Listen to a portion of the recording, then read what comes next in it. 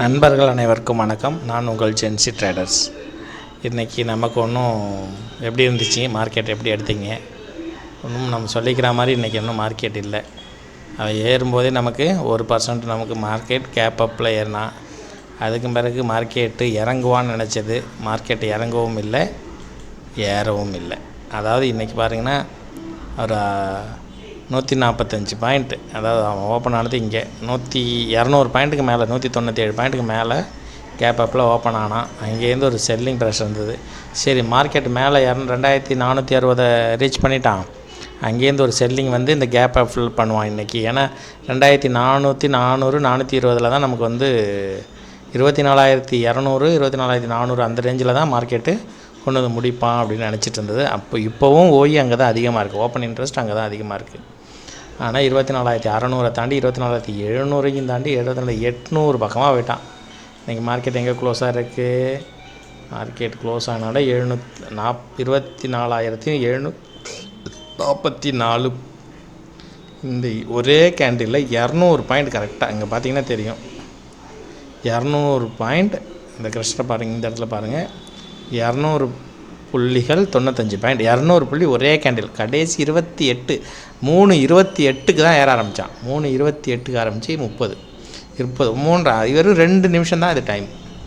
என்ன நடந்ததுன்னு தெரியல. ஆனால் ப்ரீமியத்தில் ஏறலை, எந்த ப்ரீமியமும் விலை ஏறவே இல்லை. மார்க்கெட்டில் ப்ரைஸ் மார்க்கெட் ஏறவே இல்லை. உங்களுக்கு பார்த்தீங்கன்னா உங்களுக்கு காமிக்கிறேன். இப்போ பாருங்கள், நிஃப்டி 60 கால் ஆப்ஷனில் தான் இருக்கேன். 3 நிமிஷம் கேண்டில் தான் இங்கே இருக்கிற, அதே 3 நிமிஷம் கேண்டில் இங்கே இருக்குது. இங்கே பாருங்கள், கேண்டில் ஏறவே இல்லை.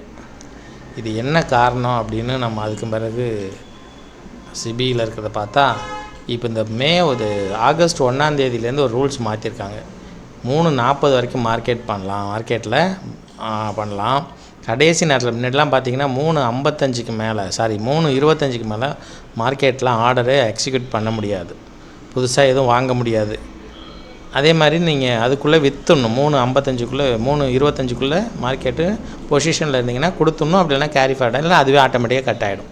இப்போ என்ன பண்ணியிருக்காங்க சிபின்னு பார்த்தீங்கன்னா, 3:40 வரைக்கும் நீங்கள் மார்க்கெட்டில் ஆர்டரை பை பண்ணிக்கலாம்.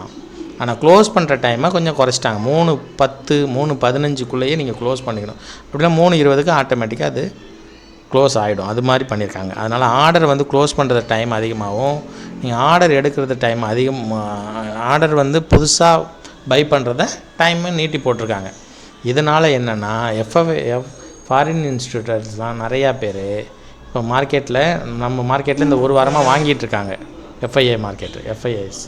அதனால் இன்றைக்கி எல்லோரும் அவங்க டிஐஏ ரீட்டைல் இந்த மியூச்சுவல் ஃபண்டு ஆர்டர்ஸு கம்பெனிக்காரவங்க எல்லாம் ஒரே நேரத்தில் பையிங் ப்ரெஷர் பண்ணதுனால இந்த மார்க்கெட் அந்தளவுக்கு ஏறி இருக்குது.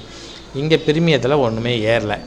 இதுக்கு என்ன பண்ண போகிறாங்கன்னு தெரியல எதிர்காலத்தில். இப்படியே இவங்க கடைசி நேரத்தில் மார்க்கெட்டை ஏற்றுறதும், யாருமே ப்ரீமியம் ஏற முடியாதும், இவங்க மார்க்கெட்டில் சிபி என்ன பண்ணுது, காலையில் கேப் அப் பண்ணி ஏற்றிட்டு அங்கே ஒரு 40-50 பாயிண்ட்லேயே சைடு வேஸாக கொண்டு போகிறதும், அப்படி இல்லைனா கேப் டவுனில் இறக்கி விட்டுட்டு திரும்பி சைடு வேஸ் இப்படியே தான் போயிட்டுருக்கு. மொத்தத்தில் ரீட்டைலர் செல்லர்ஸ் கூட சம்பாதிச்சிட்றாங்க, பையர்ஸும் ஒன்றும் சம்பாதிக்க முடியறதில்ல.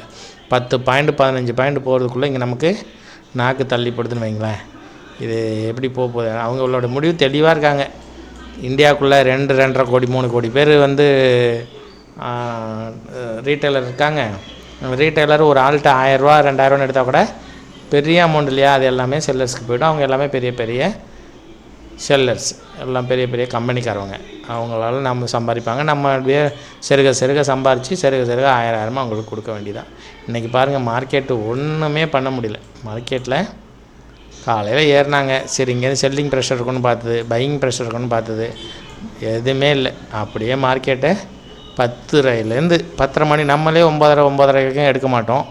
அதுக்கு பிறகு அப்படியே அரைக்க ஆரம்பித்தாங்களா, இதுக்குள்ளேயே நம்ம மார்க்கெட்டை அரைச்சிட்டாங்க. என்ன பண்ணுறதுன்னு தெரில.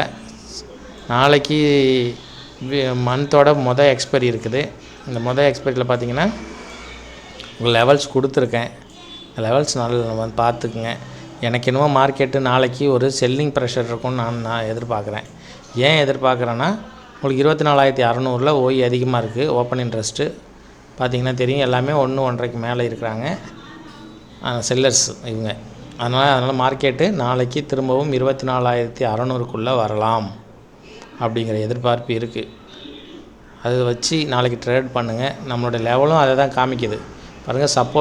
நம்மளுடைய சப்போர்ட்டும் சென்டர் பாயிண்ட்டும் ஒரே இடத்துல இருக்குது. அப்போ என்னன்னா சுத்தமாக பையிங்கில் செல்லிங்கில் உங்களுக்கு கீழே வர வாய்ப்பு இருக்குது. உங்களுக்கு ப்ரீமியமே இல்லை, வெறும் 13 ரூபா தான் இருக்கும். பார்த்தீங்கன்னா உங்களுடைய ஏடிஎம் ப்ரைஸ் பார்த்தீங்கன்னா ஒரு நிமிஷம், ஏடிஎம் ப்ரைஸ் பார்த்தீங்கன்னா 13 ரூபா 60 பைசா.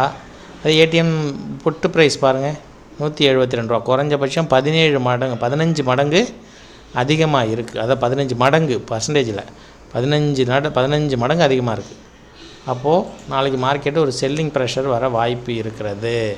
தெளிவாகவே எல்லோரும் எடுத்துக்கலாம். நாளைக்கு எல்லோரும் நினச்சிட்டு இருப்பாங்க 24,800 கிட்ட போயிடுச்சு மார்க்கெட், அங்கேருந்து பக்குன்னு போய் 24,500 24,600 போயிடும். வாய்ப்பு இல்லை. நாளைக்கு ஒரு செல்லிங் ப்ரெஷர் இருக்குங்கிறது என்னுடைய எதிர்பார்ப்பு.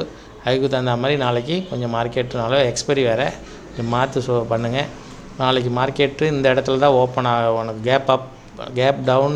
கேப் அப்பில் மேலே ஓப்பன் ஆகி அங்கேருந்து மார்க்கெட் கீழே வர வாய்ப்பு இருக்குது. அதாவது 24,800 போயிட்டு அங்கேருந்து 24,600 வர்றதுக்கு வாய்ப்பு இருக்கிறது. அதை வச்சு ட்ரேட் பண்ணுங்கள். நம்ம கொடுத்துருக்குற லெவல்ஸ் இதான், இந்த பார்த்துக்கோங்க.